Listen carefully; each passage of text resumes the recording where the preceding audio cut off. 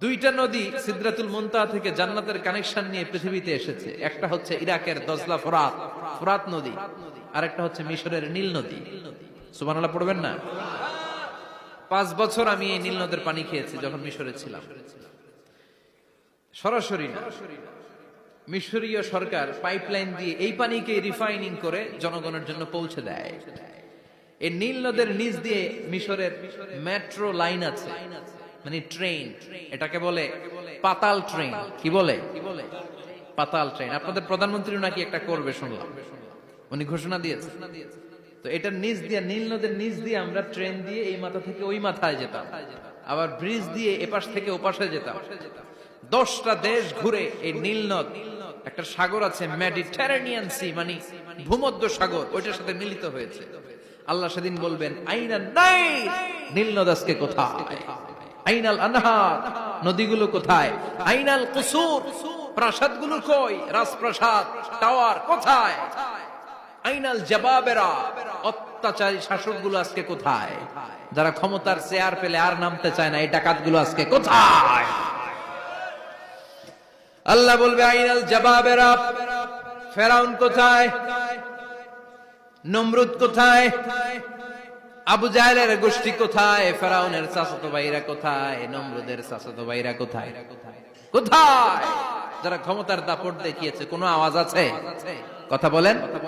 আল্লাহ বলবেন লিমানিল মুলকুল ইয়াউমা লিল্লাহিল ওয়াহিদিল কাহ্হার। লিমানিল মুলকুল ইয়াউম, আজকে ক্ষমতা কার?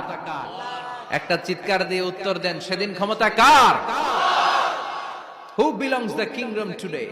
আল্লাহ বলবেন আজকে ক্ষমতা কার? ক্ষমতা শুধু একজনের, চিল্লায় বলেন তিনি কে? আল কারিআ মাল ওয়া মা আদরাকা মাল। ইসরাফিলের সিংহায় ফু দেওয়ার ডিউটি হচ্ছে 3 বার দিতে হবে। কয়বার দিছে? কয়বার মনে আছে? খেয়ে ফেলাইছেন মনে হয়। দিতে হবে মোট কয়টা? দিয়েছে কয়টা? বাকি আছে, ওটা দেয়া লাগবে না? আল্লাহ ইসরাফিলকে রুহু দিয়ে আবার দাঁড় করায় দিবেন। সুবহানাল্লাহ পড়ে। সবার আগে ইসরাফিলকে রুহু দিয়ে দাঁড় করিয়ে দিলে উনি ওনার ডিউটি পালনের জন্য আবার সিংহার মাঝখানে ঠোঁট লাগিয়ে তাকিয়ে থাকবে আরশের দিকে। আল্লাহ বলবে ইসরাফিল এবার 3 নাম্বার ফু দিয়া ডিউটি শেষ কর। সুবহানাল্লাহ। বাড়িতে গিয়া আল্লাহ বলবেন 3 নাম্বার ফুৎকার দে। বলার সাথে সাথে ইসরাফিল সিংহাটা 2 ঠোঁটের মাঝখানে দিয়ে বিশাল আরেকটা ফুৎকার দিবে। ওই ফুৎকার দেওয়ার সাথে সাথে মিনহা খালাকনাকুম ওয়া ফিহা নুঈদুকুম ওয়া মিনহা নুখরিজুকুম তারাতান উখরা। ওই ফু দেওয়ার সাথে সাথে পৃথিবীর যেখানে যত মানুষ ছিল সব উঠবে। যাদেরকে স্বাভাবিকভাবে কবর দিয়ে কবরস্থানে রাখা হয়েছিল কবর থেকে উঠবে। যারা বিমান দুর্ঘটনায় মারা গিয়েছে ওই ছাইগুলো থেকে উঠবে। যারা সাগরের মধ্যে মারা গিয়েছে সেখান থেকে উঠবে। যাদেরকে তিমি মাছ খেয়ে ফেলেছিল ওখান থেকে উঠবে। যে যেখানে ছিল ওইখান থেকে উঠবে। সুবহানাল্লাহ। লক্ষ লক্ষ মানুষ উঠে বলবে আমাদের ঘুম ভাঙাইলো কে? কি বলবে? ঘুম ভাঙাইয়া গেল রে, ঘুম ভাঙাইয়া গেল রে হে মরার কুকিলে। আহা, কুকিল বলে মরা, আবার এটা ঘুমো ভাঙায়। কত বড় ডাকা! ওরা বলবে আমাদের ঘুম ভাঙালো কে? ক্বালু মান বা'আসানা মিন মারকাদিনা হাযা মা ওয়া'আদার রাহমান ওয়া সাদাকাল মুরসালুন। সব দাঁড়াবে, দাঁড়িয়ে বলবে ঘুম ভাঙালো কে? সবচেয়ে লম্বা ঘুম দিয়েছিল সাইয়েদনা আদম আলাইহিস সালামের ছেলে হাবিল, যাকে হত্যা করেছে জানেন না আপনারা?